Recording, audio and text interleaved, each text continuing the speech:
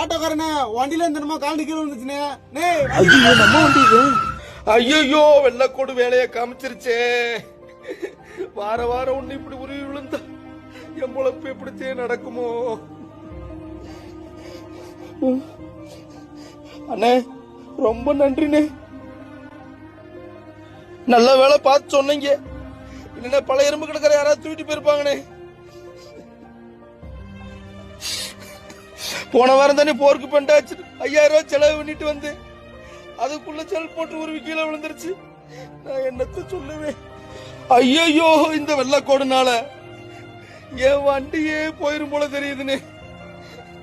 ஆஸ்பத்திரி செலவு பண்ணதை விட மெக்கானிக் செட்டுக்கு எலக்ட்ரிஷியன் செட்டுக்கு செலவு பண்ண காசு தானே அதிகம்.